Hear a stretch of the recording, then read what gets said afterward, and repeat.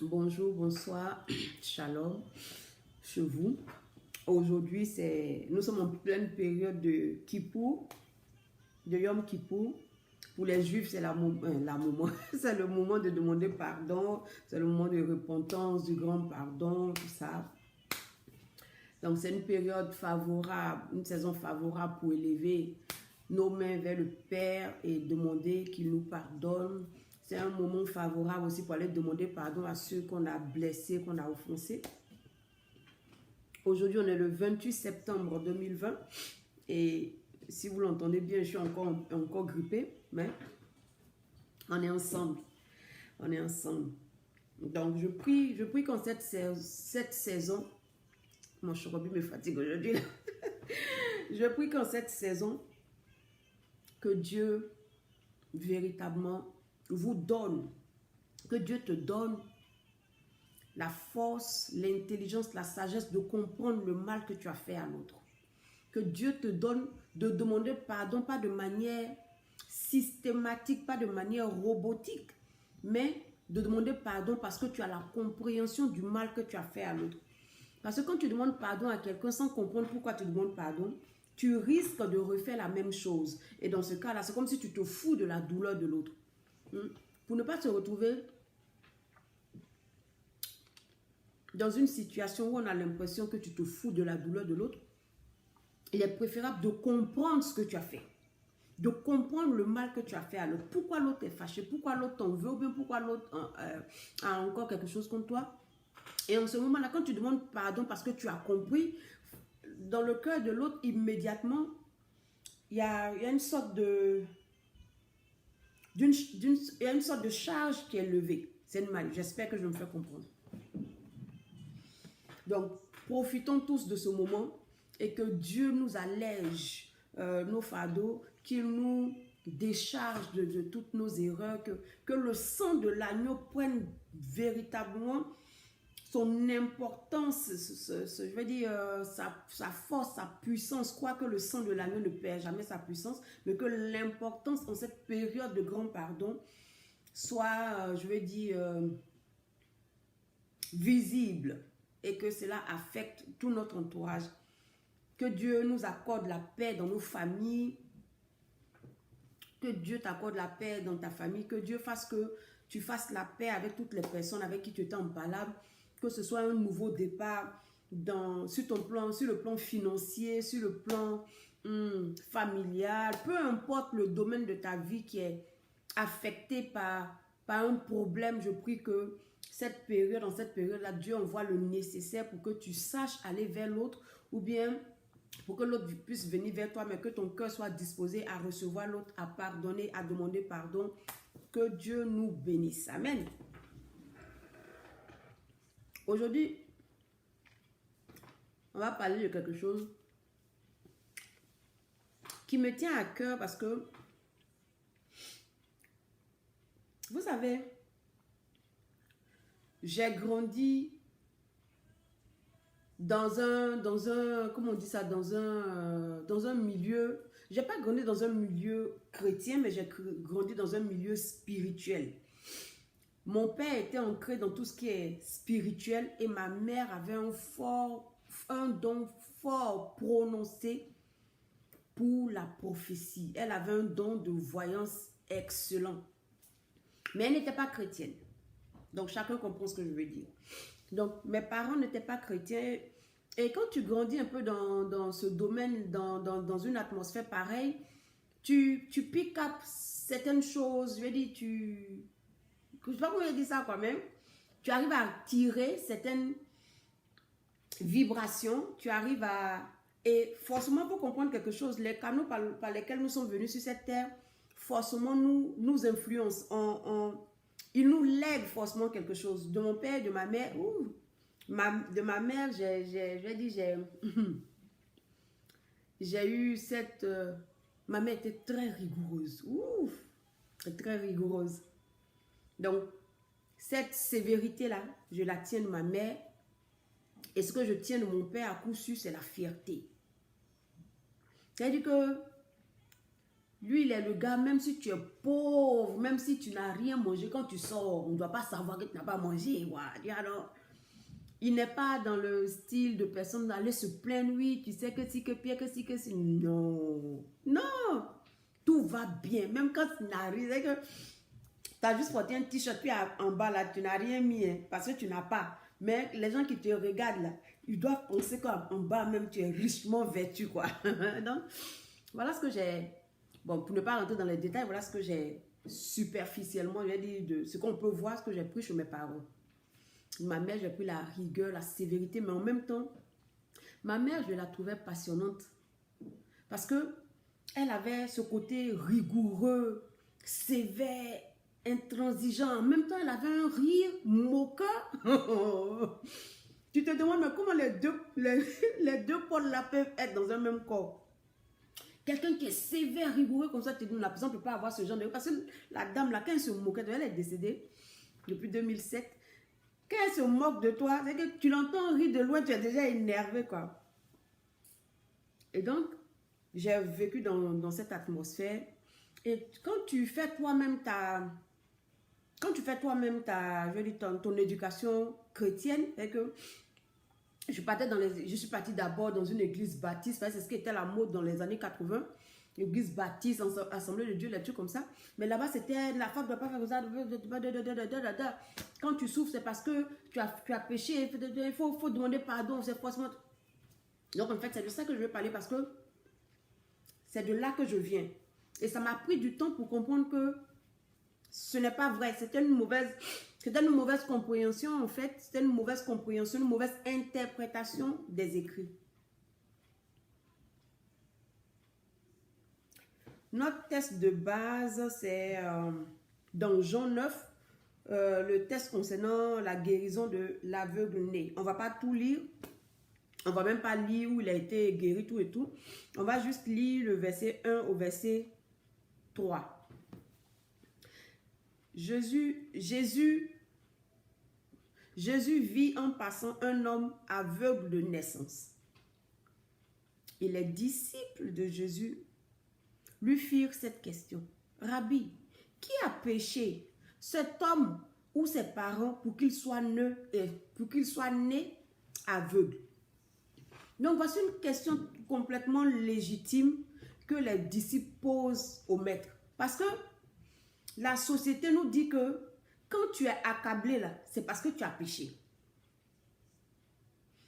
La société nous dit que quand tu es malheureux, quand tu as trop d'épreuves, c'est parce que tu as péché. C'est parce que forcément tu as fait quelque part derrière, tu as fait quelque chose.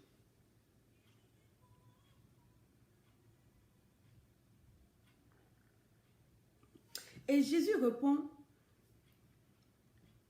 il dit, ce n'est pas que lui ou ses parents aient péché, mais c'est afin que les œuvres de Dieu soient manifestées en lui.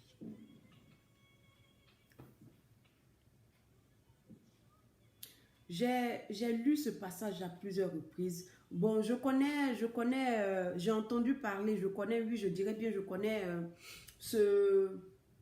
ce courant qui dit que c'est une question de réincarnation qui fait que tu payes pour tes vies précédentes tout le mal que tu as fait dans la vie à venir, tout et tout. J'ai entendu parler de ça. Je ne veux pas rentrer là-bas. Parce que ce n'est pas à ce niveau ma vidéo. Ce n'est pas le but de ma vidéo. Donc, je ne vais pas rentrer dans ça. Laissons la vie passer. On sort de là. Dans la vie présente, là, on demande à Jésus, est-ce que c'est lui qui a péché? Est-ce que ce sont ses parents qui ont péché pour qu'il soit né aveugle? En d'autres termes, les disciples demandent à Jésus, mais qu'est-ce qu'il a fait? Qu'est-ce qu'il a fait pour subir un tel sort? Ça nous arrive de nous poser la question, mais Seigneur, qu'est-ce que j'ai fait pour mériter ça? Ce que je vis, cette souffrance, ou bien qu'est-ce que j'ai fait pour mériter cette trahison? Qu'est-ce que j'ai fait pour si? Qu'est-ce que Jésus a fait pour mériter que Iscariote le trahisse? Qu'est-ce qu'il a fait? Qu'est-ce qu'il a fait à Iscariote lui-même? Qu'est-ce qu'il a fait aux pharisiens? Qu'est-ce qu'il a fait à la société qui était prête à le lapider? Qu'est-ce qu'il a fait? Donc Jésus, les disciples étaient en train de demander à Jésus, mais pourquoi? Qu'est-ce qu'il fait qu'il mérite? Parce que c'est comme tu vois un enfant né avec des déformations et il y a d'autres personnes qui disent, oui, c'est parce que dans sa vie passée, il était méchant, il est en train de payer pour... Ok, soit. Ça, c'est leur compréhension, c'est leur analyse de la chose. Ok, je ne m'attarde pas dessus. Mais qu'est-ce qu'un bébé a fait? Et Jésus dit non, ça n'a rien à voir. Ce n'est pas parce qu'ils ont péché, ce n'est pas parce que ses parents ont péché, ce n'est pas parce que lui-même l'a péché. Mais c'est pour que les œuvres de Dieu soient manifestées en lui. Okay. Donc en fait, ce que tu vis comme déboire, ce que tu traverses comme tumulte, tout ça là, ça n'a rien à voir avec toi. Ça n'a rien à voir avec ce que tu as fait. Ce n'est pas par mérite que tu souffres. C'est parce que tu es tellement méchant, tu as tellement trahi les gens, tu as tellement fait du mal que tu es en train de payer.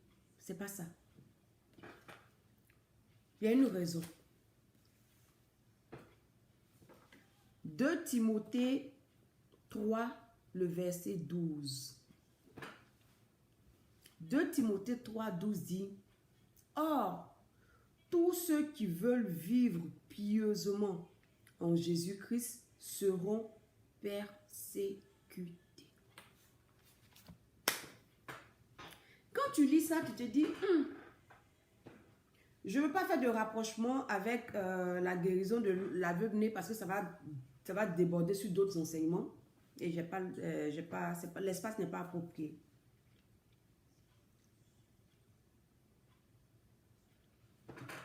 Donc, celui qui est né aveugle, ce n'est pas parce qu'il a péché. Donc, tu peux ne pas avoir fait quelque chose et puis subir, je vais dire, des conséquences néfastes. Donc, tu peux ne pas avoir sémé puis récolter. Okay. Et l'autre verset nous dit, non, il y a aussi le cas où c'est parce que tu es tellement bien devant Dieu que cela t'arrive. L'aveugle-né, il n'est pas né chrétien, il n'est pas né parfait. Donc, on ne va pas dire que ça s'applique à lui. Parce que lui, il est né aveugle. Quand il était bébé, avant même qu'il ne commence à vouloir marcher, avant même qu'il ne commence à prendre la décision de marcher de manière pieuse ou pas, il était déjà aveugle. Donc, ça n'a rien à voir, ce n'est pas le même cas.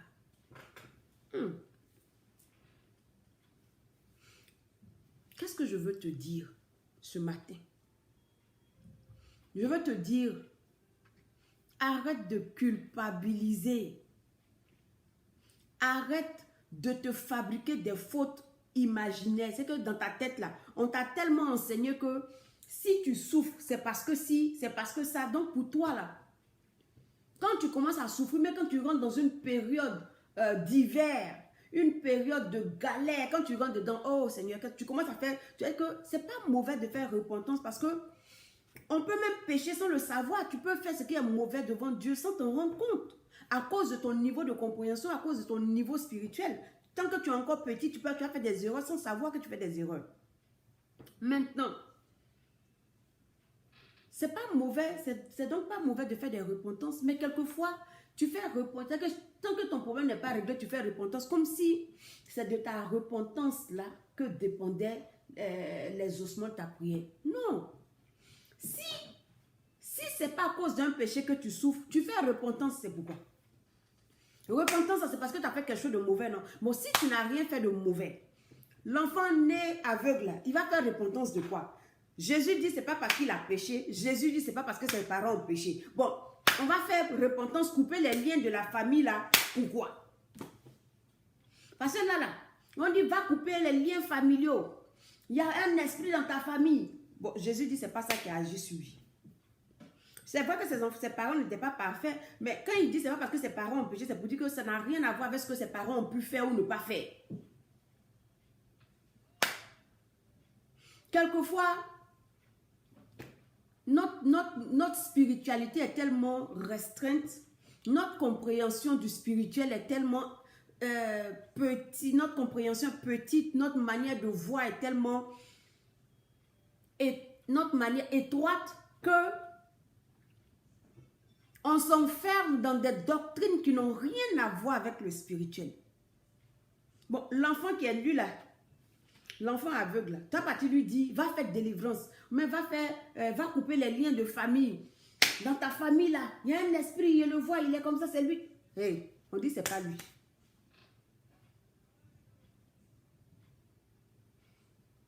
On dit c'est pas esprit. C'est pas péché. On dit tu n'as rien fait.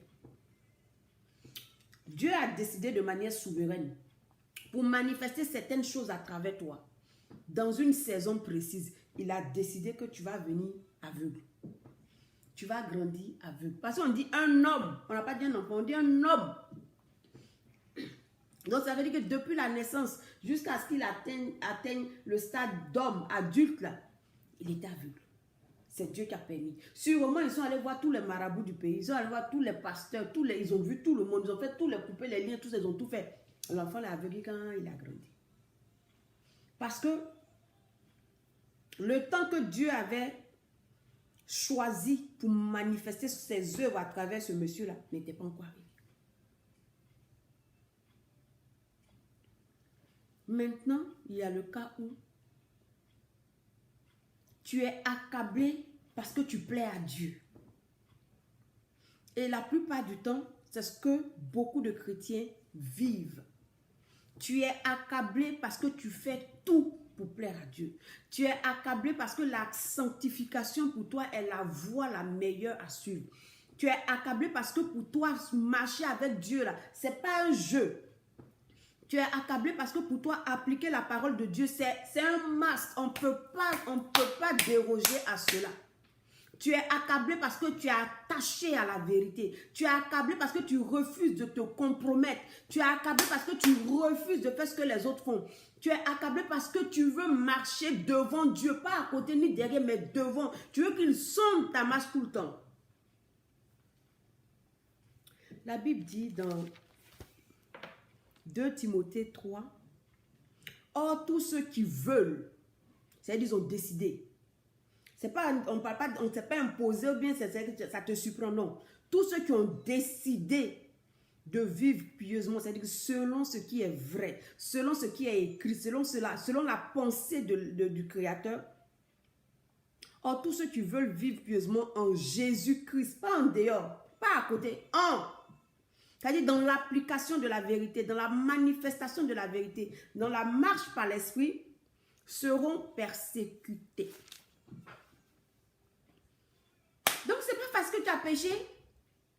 Ce n'est pas non plus parce que tes parents ont péché. Ce n'est pas non plus parce qu'il y a un esprit, l'homme fort de ta famille qui n'a pas été, bon, on l'avait attaché, on l'avait jeté dans les lieux arides, et puis un matin, il s'est détaché, puis il est revenu. Non. Quelquefois, c'est parce que Dieu veut manifester quelque chose à travers toi à un moment donné. Il te garde dans une saison, il te garde dans une condition parce que cela fait sa gloire. De manière souveraine, tu n'as rien à dire. Tu n'as rien à dire. Tu vas prier, tu vas descendre, tu vas monter, tu vas sauter dans tous les sens. Ça ne bouge pas. Parce que ce n'est pas le moment. Parce que c'est simplement pas le moment.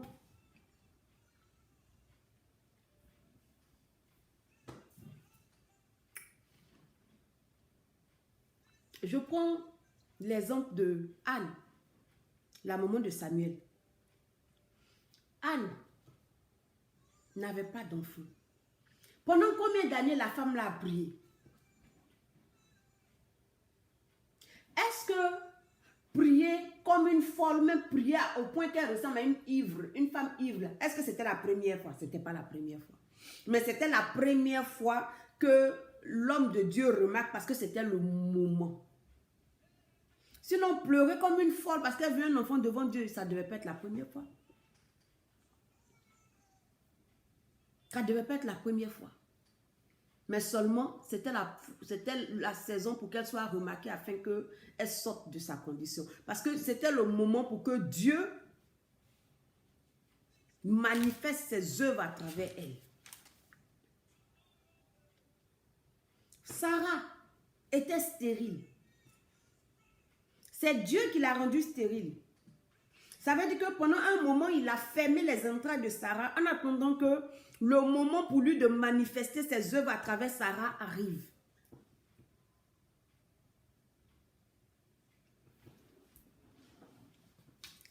C'est pas facile. Si moi, chers amis, pas rester tranquille. Si moi, je vous dis, oh, il faut se soumettre au plan de Dieu, Dieu est souverain. Si je vous dis ça de manière désinvolte, comme si, oh non, ça c'est rien, ça lui suffit que c'est faux. Si un pasteur vous parle comme ça, c'est un menteur. Moi, je vous dis, c'est un menteur. C'est faux. C'est difficile. C'est difficile de se soumettre au timing de Dieu quand tu ne comprends pas ce qu'il est en train de faire. Parce que une femme mariée qui n'a pas d'enfant, combien d'années de mariage? Les questionnements, les injures, les mots. C'est pas tout. Je ne vois pas une femme sur la terre là, qui va supporter ça avec joie. Ah, c'est rien ça. C'est parce que pour le moment, Dieu m'a rendu stérile. Mais vous allez voir un jour. Non. Tu vas être forte pendant un moment et puis après, les moqueries là vont t'atteindre. Ça va te blesser, ça va te frustrer. Ou bien même la manière dont ton mari va regarder l'enfant de quelqu'un d'autre. Ou bien comment il va jouer avec quelqu'un d'autre. Mais quand tu vas voir quelqu'un, il y a toujours quelque chose qui va pouvoir t'atteindre. Ce n'est pas facile. Mais je veux que tu saches aujourd'hui que ce n'est pas parce que tu as péché que tu souffres. Je veux que tu comprennes que ce n'est pas parce que tu as péché que tu souffres. Ce n'est pas parce que tes parents ont fait des alliances que tu souffres. Non. Peut-être que tu souffres parce que Dieu veut faire quelque chose à travers toi de très grand. Parce que quand il a ouvert les yeux de ce monsieur-là, cela a envoyé les pharisiens. Dans le verset 15, on dit de nouveau, les pharisiens aussi lui demandèrent comment avait-il recouvré la vue. Ça a bousculé encore le milieu des pharisiens. Non seulement ça a bousculé le milieu des pharisiens, mais ça a montré au peuple qu'il y a la vérité en dehors des pharisiens. Qu'il y a un chemin qui mène à l'obtention de la vie. Ce que Dieu veut faire avec toi là, peut-être qu'il a permis que tu sois stérile pendant un moment. Mais l'enfant qui va mettre dans ton ventre, qui va faire sortir de toi là, tu ne connais même pas la destinée de cet enfant. Peut-être que tu es venu sur la terre pour être juste le canal de cet enfant. Qu'est-ce que moi je sais de ce que Dieu veut faire avec toi? Je n'en sais rien. Mais moi je te dis, ne commence pas à culpabiliser, ne commence pas à t'accuser de choses que tu n'as pas fait. Juste parce que tu ne comprends pas le timing de Dieu. Parce que tu ne comprends pas ce que Dieu est en train de faire à toi. Tu t'en cherché les péchés. Oh, c'est parce qu'il a fait ça. Ah, si j'avais dit bonjour, peut-être que ça n'est pas m'arriver. Oh, j'aurais pas dû. Hey, calme-toi. Quelquefois, c'est parce que tu es juste bon devant Dieu. Dieu a un bon témoignage. Et quand Dieu a un bon témoignage de toi, la fureur de l'ennemi est sans pareil. Quand il en vient. C'est que quand on parle de toi en même temps, les antennes du diable se dressent comme... Parce que de toute façon, il a envie de te bouffer là. Il a envie de... La Bible dit que l'ennemi ne vient que pour détruire, pour tuer, pour égorger. Donc lui, il a envie de provoquer la dévastation dans ta vie. Tu penses que l'ennemi a acharné sur toi, pourquoi? Parce que tu pêches. Mais la Bible dit dans quoi cette chose? C'est même... J'ai perdu ma page même. Oh. C'est même 3, c'est 2 Timothée là. 2 Timothée 3 là. J'ai perdu ma page. Dans même 2 Timothée là, Dieu dit que celui qui veut marcher pieusement là, il sera persécuté. Attends, je vais lire pour les mauvais là. Les mauvais Timothée.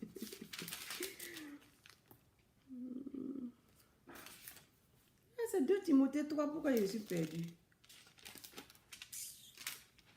Ça, c'est un Timothée.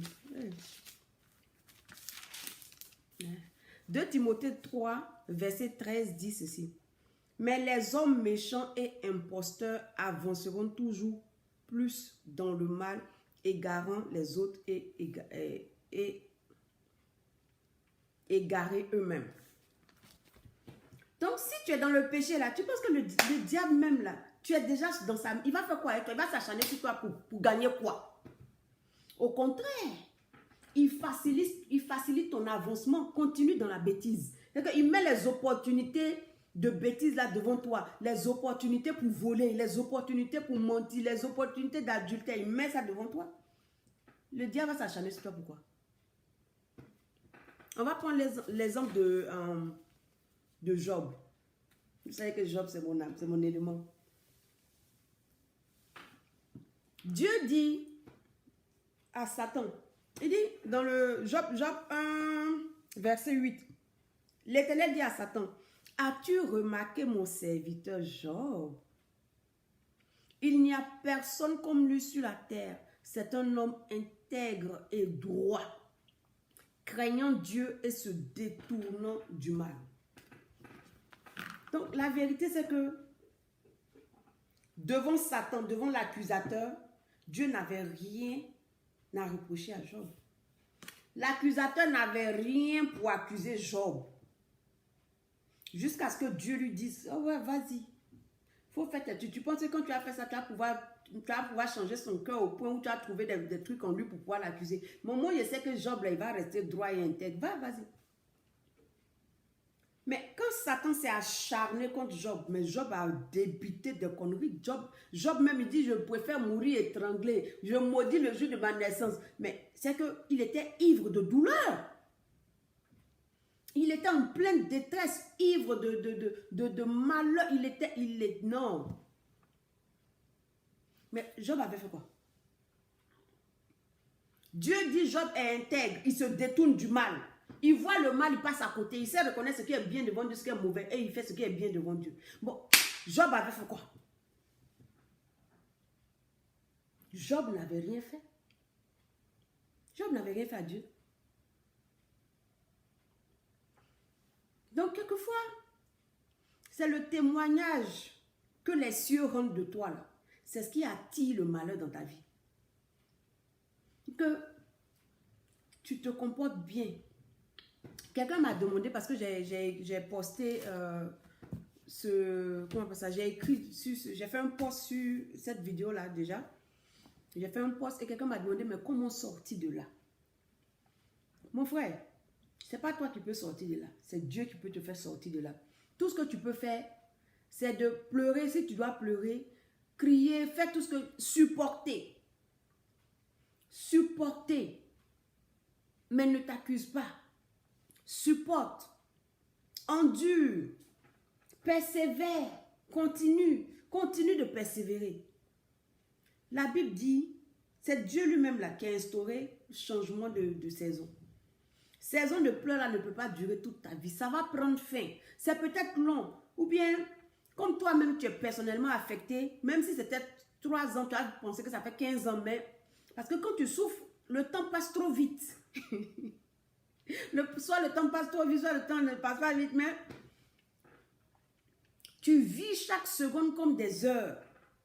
Parce que tu souffres et c'est normal.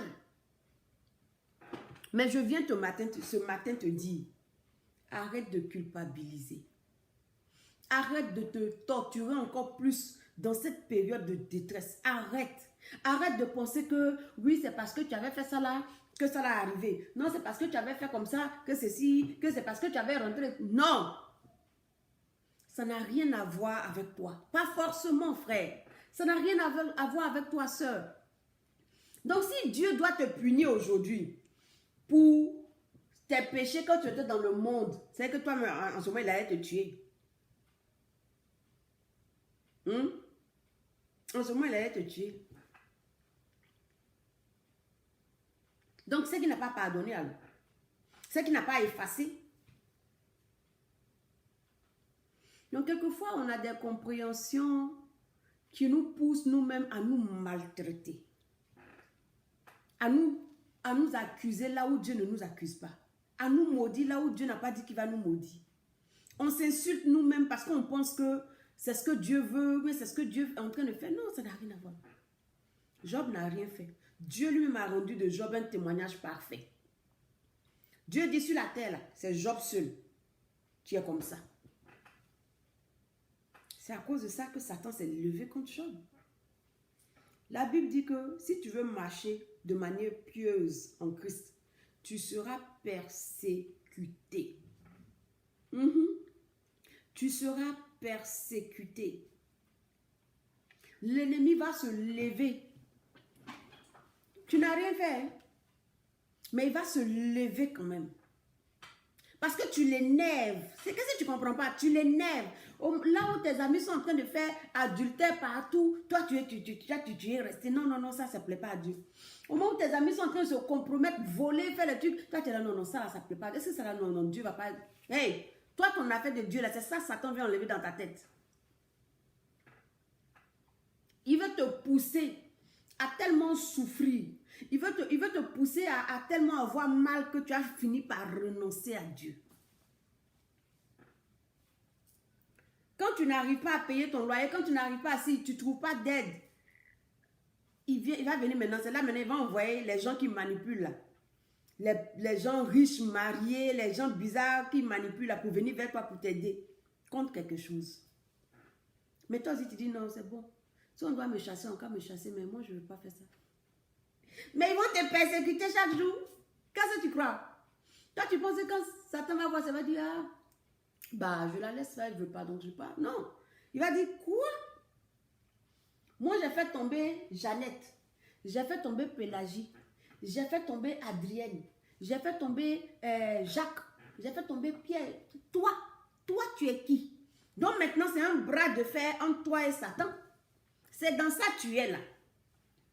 Même s'il envoie vers toi différentes personnes, le dénominateur commun derrière toutes ces différentes personnes, c'est l'ennemi qui cherche comment faire pour changer la nature de ton cœur pour t'accuser devant Dieu.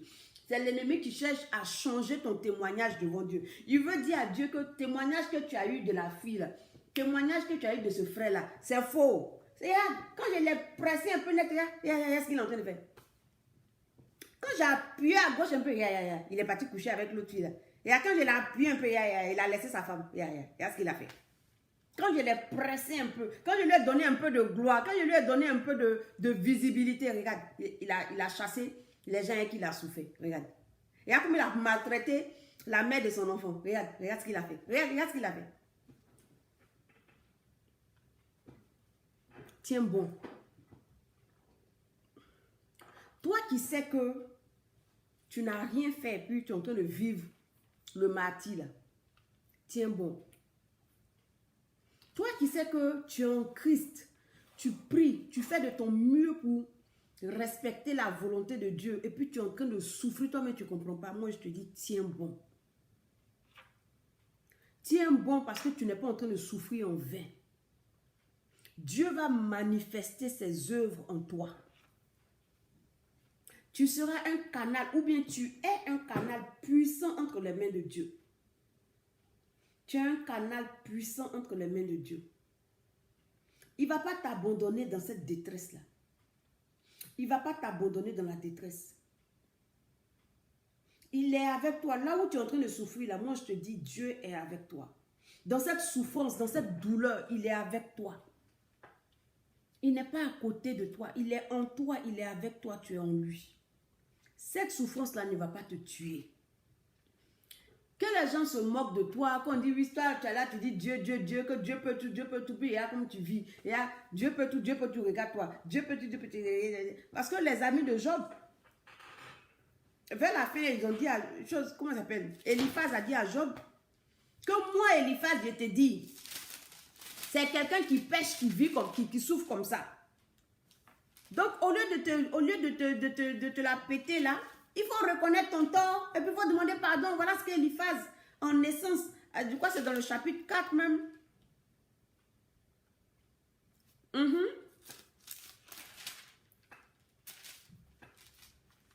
Eliphaz a dit ça. Mais c'est le chapitre 5, je ne sais plus. Je crois que c'est le chapitre 5. Eliphaz a dit ça à, comment il s'appelle? C'est Eliphaz même. Yeah, c'est Eliphaz, a dit à Job. Il dit, voilà ce que nous avons reconnu, voilà ce qui est à toi d'entendre, de mettre à profit. C'est que nous, on sait que celui qui souffre comme ça, c'est parce qu'il a fait quelque chose. Ou bien tes enfants ont fait quelque chose. Ou bien tu as fait quelque chose. C'est à cause de ça que tu es en train de payer pour quelque chose qui s'est passé dans ta famille. Tu n'es pas en train de souffrir pour rien. Ce que sur moi, Eliphaz, je te dis, c'est ce qui est. Maintenant, si tu veux, il faut accepter ce que tu veux pas.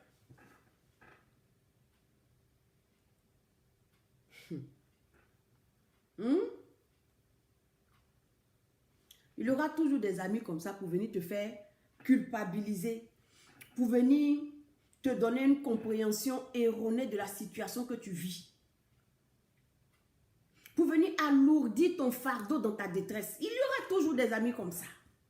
Donc c'est à toi de connaître la vérité. C'est à toi d'avoir une relation avec Dieu qui est tellement fluide et stable que tu sais que ce n'est pas parce que tu as péché que tu es en train de souffrir. C'est vrai que tu ne comprends pas. Tu peux ne pas comprendre ce que Dieu est en train de faire. Mais pourquoi Dieu me laisse même travailler? Mais Seigneur, mais tu ne me vois pas tout ça là. C'est normal que tu te poses ce genre de questions. Mais Seigneur, qu'est-ce qui se passe? Mais Éternel, qu'est-ce que tu me veux? En fin de compte, tu veux quoi? C'est ma mort, tu veux? Parce que Job a fini par dire ça. Job dit, je préfère mourir étranglé. Éternel, pour m'enlever ici en même temps parce que je souffre trop. Ça peut arriver que tu passes par tout ça. Mais je veux aujourd'hui que tu saches, si Dieu te permet d'écouter, d'entendre cette vidéo, voilà le message qu'il veut te passer. Arrête de culpabiliser, arrête de t'accuser, arrête de penser que tu es méchant, arrête de penser que c'est parce que tu es mauvais, arrête de penser que si, arrête de penser que ça, arrête. Dieu ne t'en veut pas. Dieu n'est pas fâché contre toi. Dieu n'est pas en train de te punir. Ce n'est pas parce que tu as fait quelque chose de mauvais que tu es en train de souffrir. Tu es en train de souffrir pour la gloire de Dieu. Simplement. Tu es en train de souffrir parce que Dieu veut manifester ses œuvres en toi. Simplement. Tu es en train de souffrir parce que tu as décidé de vivre de manière pieuse en Christ. Simplement. Tu es en train de souffrir parce que Dieu a un témoignage excellent de toi devant le Satan. Dieu a un bon témoignage de toi. Dieu dit, regarde ma fille Claire. Dieu dit, regarde mon fils Pierre. Dieu dit, regarde, est-ce que tu as vu chose, comment il s'appelle, Jean-Marie? Est-ce que tu as vu Inès? Mais est-ce que tu as vu Maëlle? Est-ce que tu as vu Francine? Tu as vu mes enfants? Ils se comportent bien, ils font tout pour ne pas marcher dans les ténèbres. Satan dit, hein? Oh. Donc c'est pas parce que Dieu t'en veut, c'est pas parce que tu es une mauvaise personne, c'est pas parce que tes parents ont péché, ils ont fait alliance. Oui, il y a des cas comme ça, mais il ne faut pas généraliser. Avec cette histoire de spiritualité là, de Dieu là, c'est du cas par cas. Chacun a sa situation, chacun a ses... vous pouvez avoir en griffe les situations qui se ressemblent, mais les détails ne sont pas pareils. Arrêtez de donner cul d'âme aux personnes qui sont en train de souffrir. On dit non, il faut partir faire 15 jours de jeûne. Est-ce que Job, dans sa situation, il pouvait jeûner? Est-ce que même il pouvait manger même pour dire, mais il va penser à jeûner? Parce que jeûner, là, c'est refuser de manger, c'est dire non, mais il n'y a pas appétit, c'est pas ça, c'est pas jeûne. Arrêtez de vous infliger des punitions que Dieu lui-même ne vous a pas infligées. Arrête. Ça n'a rien à voir. Ta souffrance n'a rien à voir avec un quelconque péché. Ça a tout à voir avec la gloire de Dieu, avec la manifestation des œuvres de Dieu. Est-ce que c'est parce que Anne a péché qu'elle était stérile? Est-ce que c'est parce que Sarah a péché qu'elle était stérile? C'était pour le plan de Dieu. Pour que les choses s'accomplissent selon sa saison, selon son timing. C'est tout. Donc pourquoi tu penses que c'est parce que tu as péché que tu es en train de vivre ce que tu vis? Pourquoi tu penses que c'est parce que tu as fait ceci, c'est parce que tu as... Si tu n'avais pas fait ça, pourquoi? Arrête ça. Arrête de te détruire. Arrête de t'accuser de choses que Dieu même, dont Dieu ne t'accuse pas. Arrête. En tout cas, j'espère que cette vidéo te fera du bien. J'espère que cette vidéo te permettra d'arrêter de tourner en rond. Cette vidéo te donnera de dissiper cette confusion en toi. J'espère vraiment que Dieu te fasse du bien à travers cette vidéo et à la prochaine fois.